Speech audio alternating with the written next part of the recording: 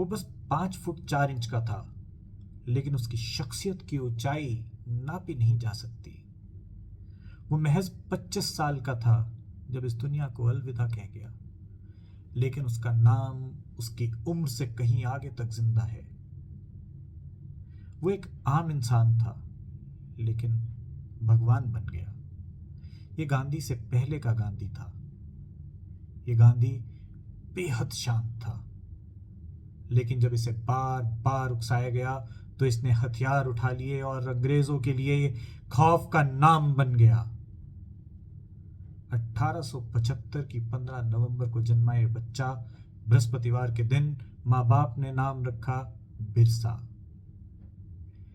बिरसा आगे चल के वो काम करने वाला था कि उसका नाम इतिहास में अमर हो गया। आइए जानते हैं कहानी भगवान बिरसा मुंडा की। नन्हा बिरसा बेहद नटखट, बांसुरी बजाने का शौकीन, बिल्कुल श्री कृष्ण की तरह। उसकी माँ कहती थी ये बच्चा हमारी मिट्टी को महकाएगा, और सच में आगे चल के उसने मिट्टी को महकाया भी। बिरसा के पहले गुरु श्री जयपाल नाग थे। जयपाल नाग ने उनकी प्रतिभा को पहचाना और शिक्षा की तरफ उनको डाला। थोड़ी सी शिक्षा पाने के बाद जयपाल नाग ने सोचा कि यह बच्चा आगे जाके बहुत बड़े बड़े काम कर सकता है। उन्होंने उसे चाईबासा के एक मिशनरी स्कूल में जाने को कहा, लेकिन उस जर्मन मिशनरी स्कूल में एडमिशन लेने के लिए बिरसा को अपना धर्म बदलना पड़ा।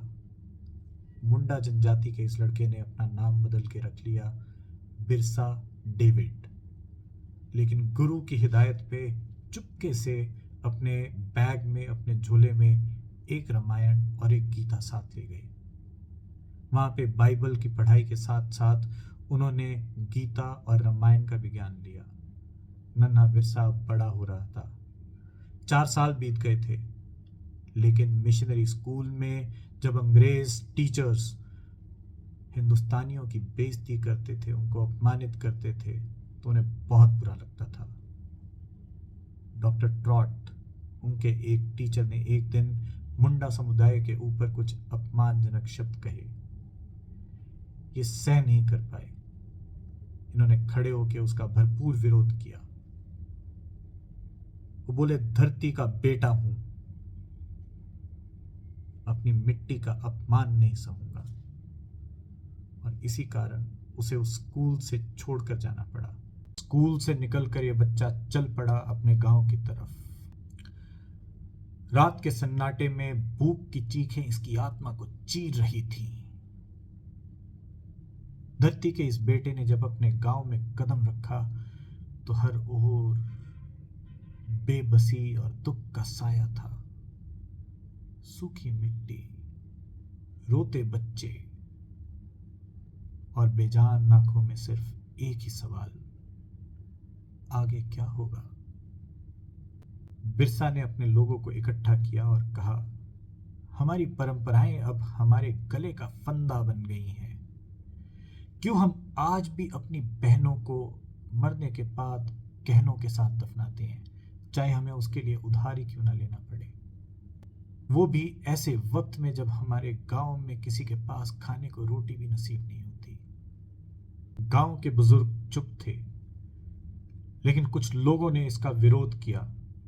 ये हमारे रीति रिवाज हैं बिरसा, इन्हें बदलने की कोशिश मत करो।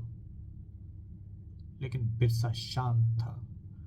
उसकी आंखों में आंसू थे और मन में बगावत थी। उस रात जब पूरा गांव सो रहा था, बिरसा ने अपनी मां की चेतावनी को नजरअंदाज कर दिया। वो एक पुराने कब्रिस्तान में पहुंचा और वहां से एक मृत शरीर से कुछ गहने निकाल लाया। अगले दिन शहर में जाके साहूकारों को बेचकर पैसे लेकर आया। उन पैसों से कुछ अनाज खरीदा और गांव के भूखे बच्चों को, बुजुर्गों को उसने खाना खिलाया। उसकी मां को जब पता चला कि बिरसा ने इतना बड़ा काम कर दिया, उसकी मां आग बबूला हो गई।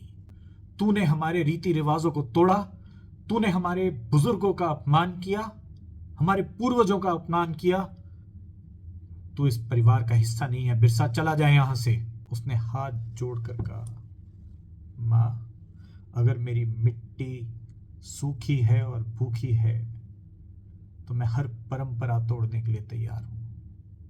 लेकिन माँ नहीं मानी। बिरसा को घर छोड़ के जाना पड़ा।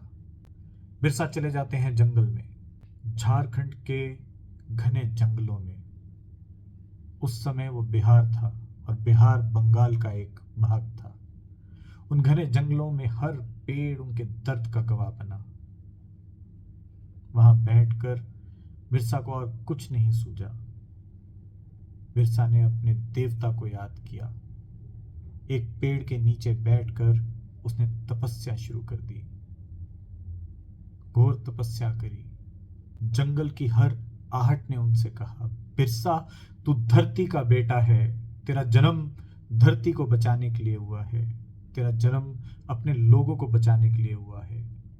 वापस जा, अपने लोगों को जगा, उन्हें बता कि आगे कैसे चलना है। कि बेटा गांव में वापस आता है। जब बिरसा अपने गांव पहुंचा तो वो एक बदला हुआ इंसान था। उसकी आंखों में एक अलग किस्म की चमक थी, जैसे उसने धरती के हर दर्द को पढ़ लिया हो।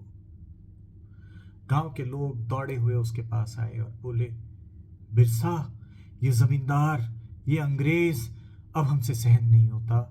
ये हमारी मौत पे जो हम भोज करते हैं उस पे लगान लेते हैं, जो हम खेती करते हैं उस पे लगान लेते हैं। ये हर चीज पे लगान ले रहे हैं। ऐसा सूखा पड़ा था, हम लगान नहीं भर पाए।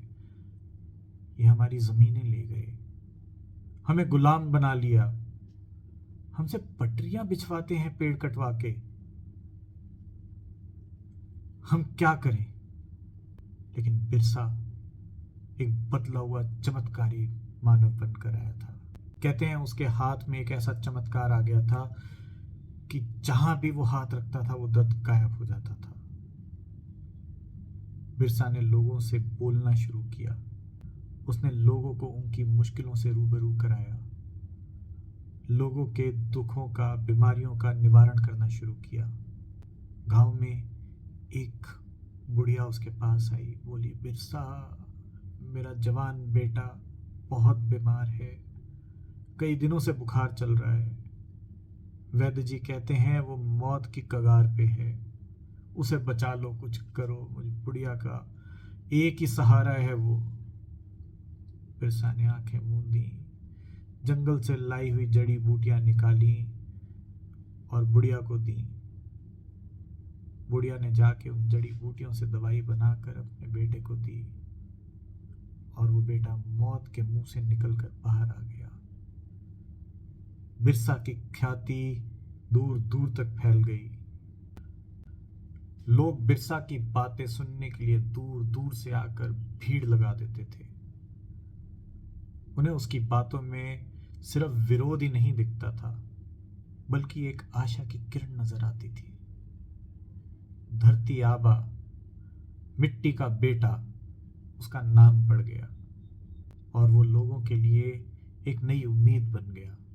धरती की खामोशी अब एक चीख बन चुकी थी। उसके शब्द हवा में गूंजते थे, अंधविश्वास छोड़ो भाइयों, धरती हमारी माँ है, हमें इसे बचाना है, इसे बचाने के लिए हमें लड़ना होगा। गांव गांव में बिरसा की बातें फैलने लगी। वो कहता था, ये धरोहर हमारी है, हम इसे लुटने नहीं देंगे। ना अपनी जमीन, ना अपनी मिट्टी, ना अपना धर्म। बिरसा अब सिर्फ धरती आबा नहीं था, वो एक क्रांति की आवाज बन चुका था। गांव के लोग उसके पीछे चलना शुरू हो गए थे, उसकी बातों को सुनते थे। वो जहां खड़ा हो जाता था बोलने के लिए, वहां भीड़ लग जाती थी। वो कहता था, हमारी लड़ाई जमींदारों से और अंग्रेजों से है। हमारी लड़ाई उनसे है जो पैसा दिखाकर हमारे भाइयों को कन्वर्ट कर रहे हैं क्रिश्चियनिटी में। वो अपनी मिट्टी, अपने जंगल, अपना धर्म, हर चीज को बचाना चाहता था बाहरी ताकतों से। और उसके पीछे कई लोग अब शामिल हो चुके थे। अंग्रेज उसकी बढ़ती लोकप्रियता को देखकर घबरा गए। उन्होंने उसे और उसके पिताजी को पकड़कर जेल में डाल दिया। 2 साल की जेल सुनाई गई लोगों को उकसाने के इल्जाम में। इन 2 सालों के अंदर बिरसा ने अपने पिता को जेल में ही खो दिया, लेकिन जेल में उसके इरादे और भी पक्के हो गए। उसने बाहर निकलकर अपने समुदाय के लोगों को इकट्ठा किया। उनके नेताओं को इकट्ठा करके उसने एक सभा बुलाई और सभा में सरदार मूवमेंट के भी लोग आए। सरदार आंदोलन के इन लोगों ने बिरसा को हथियार उठाने के लिए प्रेरित किया। कहते हैं बिरसा का निशान एक सफेद झंडा था। बिरसा ने अपने लोगों को पूछा, मेरे हाथ में 2 झंडे हैं, एक सफेद और एक लाल। सफेद मतलब हम शांति की राह पे चलेंगे, नॉन वायलेंस, कोई लड़ाई नहीं। लेकिन लाल, हम हथियार उठाएंगे। ये जो हमारे लोगों को पकड़ पकड़ कर जबरदस्ती गुलाम बना रहे हैं, हमारी बहनों के साथ, हमारी माओं के साथ जो ये अत्याचार कर रहे हैं, बलात्कार कर रहे हैं, इन सब का बदला लेंगे। इन्हें कुछ भी अनिष्ट करने नहीं देंगे। उसने लोगों से उनका ओपिनियन मांगा। सभी लोगों ने लाल झंडे की तरफ इशारा किया। बिरसा ने उस लाल झंडे को गाड़ा और हथियार उठा लिए। अंग्रेजों के लिए एक नया और खौफनाक दौर शुरू हो गया। बिरसा ने गुरिल्ला वॉरफेयर की रणनीति अपनाई और जंगल में जहां आगे तक पुलिस की चौकियां आ गई थी, सब एक एक करके जला जला कर खदेड़ दी। वहां के जंगलों में, गांव में जितने भी जमींदार थे जिन्होंने जमीन हड़पी थी गरीब किसानों की, ट्राइबल्स की, उनके घर एक एक करके जलाए जाने लगे।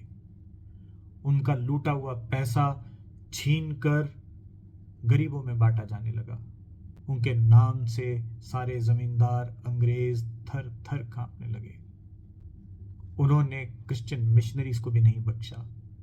वो क्रिश्चियन मिशनरीज जो पैसों का लालच देकर लोगों से ये कह रहे थे कि अगर तुम क्रिश्चियन बन जाओगे तो राजा की तरह रहोगे, अगर तुम हिंदू बने रहे या ट्राइबल बने रहे तो मारे जाओगे। बात है 24 दिसंबर 1899 की। 7,000 लोगों का हुजूम इकट्ठा होता है झारखंड के जंगलों में। उस 7,000 लोगों के हुजूम में हर हाथ में एक विद्रोह की आग थी। धरती का ये बेटा उस दिन विद्रोह का एक नारा देता है, अबुआ राज एत्ते जाना, मरानी राज टुंडो जाना। मतलब मरानी का राज खत्म होने का समय आ गया है, अब हमारा राज्य आएगा। यहां नींव रखी थी पहली बार बिरसा मुंडा ने स्वराज की। अंग्रेजों ने इस विद्रोह को दबाने के लिए अपनी पूरी ताकत झोंक दी। उन्होंने वो सारे हथकंडे अपनाए जो वो काफी बाद तक अपनाते रहे। उन्होंने अपने गुप्तचरों को छोड़ा, लोगों को पैसा दे के खरीदा। पैसे के आगे अच्छे अच्छे बिक जाते हैं। उस समुदाय के लोग भी बिके। उन्होंने अपने नेताओं को पकड़वाया और मरवाया। एक एक करके मुंडा समुदाय के कई नेता मारे जाने लगे। ये इन्फॉर्मेशन जब बिरसा मुंडा तक आई तो वो चिंतित हो गए। अपने बाकी नेताओं के साथ मिलकर उन्होंने एक सभा बुलाने की योजना बनाई। छोटा नागपुर प्लेट्यू की दम्बारी पहाड़ी के आसमान में आज एक अजीब सी चुप्पी थी। बिरसा मुंडा समेत कई आदिवासी नेता वहां इकट्ठे हुए थे एक सभा में। हमारे साथी मारे जा रहे हैं, हमारी जमीन हड़पी जा रही है, हमें कुछ करना होगा। ये सारे नेता बिना हथियारों के आए थे, निहत्थे थे, लेकिन अंग्रेज अपनी कायरता की चाल चल चुके थे। उन्होंने चारों ओर से दंबारी पहाड़ी को घेर लिया और अंधाधुंध इन हजारों लोगों के ऊपर गोलियां चलाने लगे। कहते हैं इस दंबारी कांड में सैकड़ों की संख्या में लोग मरे, 400 से ऊपर। अंग्रेजों के इतिहास में रिकॉर्ड हुए सिर्फ 11। इस आग से बिरसा मुंडा किसी तरह बच निकले। दंबारी हिल्स के कांड से आग के दरिया की तरह बच के निकल जाने वाले बिरसा मुंडा से अंग्रेज थर थर कांप रहे थे।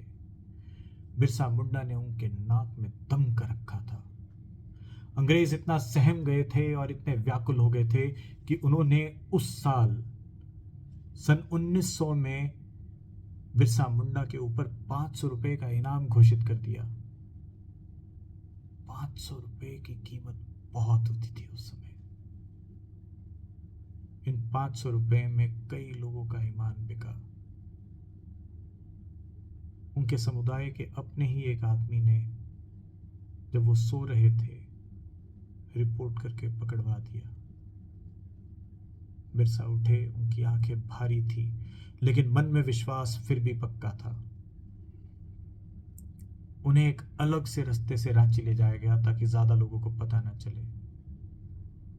रांची की उस जेल के बाहर फिर भी लोगों का एक जमघट इकट्ठा था। हजारों की संख्या में लोग वहां पहुंचे हुए थे। वो बार बार ये कह रहे थे, ये हमारे भगवान हैं, तुम इन्हें कैद में कैसे रख सकते हो। अंग्रेजों ने उन्हें जेल में रखा। 3 महीनों तक सॉलिटरी कन्फाइनमेंट में, अलग से अकेले एक कमरे में, बहुत ही अनहाइजीनिक कंडीशंस में, गंद में। ऐसा भी कहा जाता है धीरे धीरे उन्हें पॉइजन दिया गया, जहर दिया गया। वो बीमार होते गए।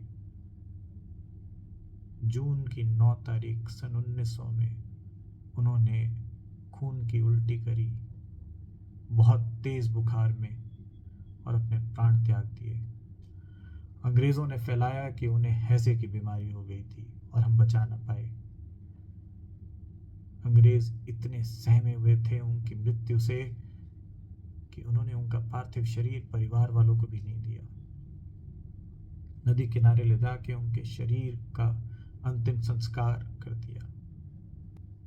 बिरसा का नाम जलकर राख नहीं हुआ, वह आज भी इतिहास के पन्नों में अमर हो गया है। आज रांची का हवाई अड्डा बहुत शान से उनका नाम कहता है। बिरसा मुंडा केवल एक नाम नहीं, एक युग का आरंभ थे। वो नींव थे हमारी आज़ादी की, जिसने आज़ादी की मशाल को 1857 के बाद फिर से जलाया।